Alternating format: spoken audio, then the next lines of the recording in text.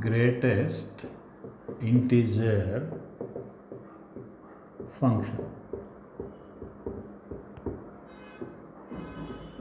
Okay, this we can write simply like this also.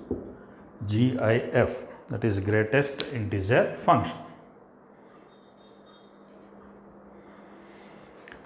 And now listen, greatest integer function means it is an integer whose value is less than or equals to x. So that means it is generally denoted like this. F of x equals to, in the box we will keep x.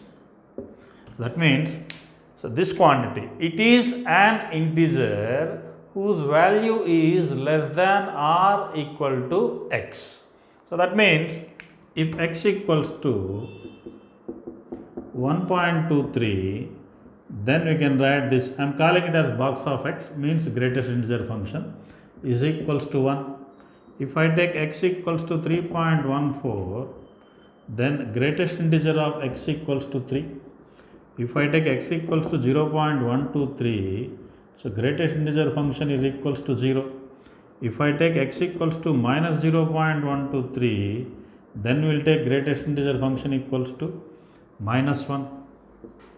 If x equals to minus 1.23, then greatest integer function equals to minus 2, like this. Okay. So that means in all the cases, so we will get an integer. That's why greatest integer function is an integer whose value is smaller than or equal to x. Because here all I have taken non-integral terms. If I take an integer, then we will get step x equals to 3. And here if we take x equals to minus 2, then greatest integer function equals to minus 2. That's why I will use greatest integer function is an integer whose value is less than or equal to x. When it is a non-integer, we will get, these are also examples we can observe, these are non-integral values. At that time, whatever integer we are getting, that is less than this one only. In these two cases, we are using integers, that's why the result is integer. That's why we can call greatest integer function is an integer whose value is less than or equals to x. Now it is clear from all this, domain of this function is set of real numbers. We can give any input to greatest integer function, it processes and it delivers the output is always an integer. So integer means generally we'll write z, an integer. Because if x equals to 0, if I keep, if x equals to 0, then we will get greatest integer function is equals to 0. Now with the help of this data, we will observe how the graph of this function appears. With few values we will take, see. So here I will take 0 and 1 and 2, and negative side minus 1, minus 2, and here 1 and 2. So here minus 1 and here somewhere we will take minus 2. Now we can notice easily, if we give input in between 0 and 1 by including 0, in between 0 and 1 any value if we give, y remains, y means f of x. So y is equals to step of x. If you give input from 0 to 1, the output is always 0 only. So that means here the movement of the graph will stay on the x-axis only from 0 up to here. So here I will keep a bubble here. That indicates that when x is equals to 1, it jumps here, y is equals to 1. So here, this point. And next in between 1 and 2, so the greatest integer function value is 1 only. When it is exactly 2 here, so here we will get a air bubble and it jumps here, and here we will get a mark and it will go. It will keep on moving like that. In the negative direction if we come, if x is equals to, so 0 to 1 we have observed, negative side if we observe, see. So negative side, here I am keeping a bubble, so and it will go in this way and it stays. And again when x is equals to minus 1, it will come here and it will keep on going. So if you observe the graph, it appears like steps. That's why this function is known as step function also. So note down these details about greatest integer function.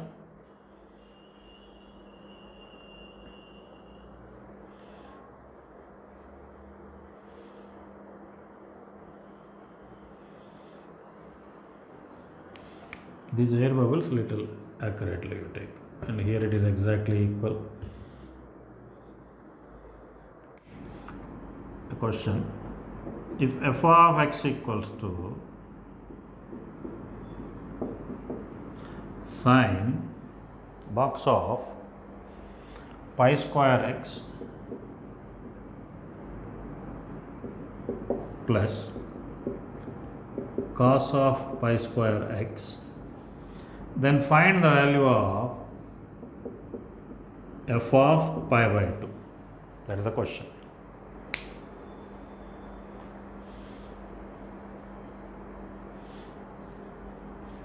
And here I will make, otherwise it will be so easy question. Here I will make a small modification. I will write sine of minus pi square. Now you take this one. Cos pi square means not much thrill actually. F of x equals to sine pi square x plus sine of minus pi square x. Then we need to find f of pi by 2. So can anyone tell me what is the value of pi square approximately?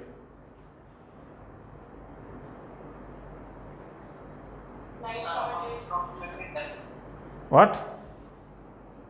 Approximately 9.8 something. Approximately 9.8. Then box of 9.8 will be 9 only.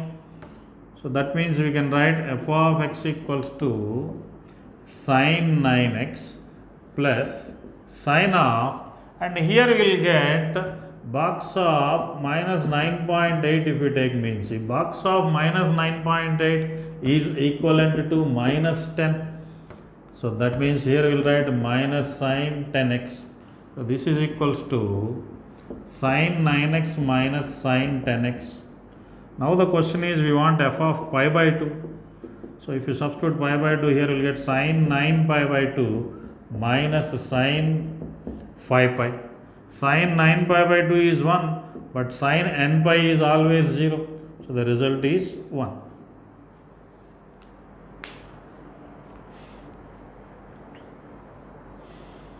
Is it clear this point for everyone? Box of 9.8 means we can write 9, but box of minus 9.8 we can write minus 10.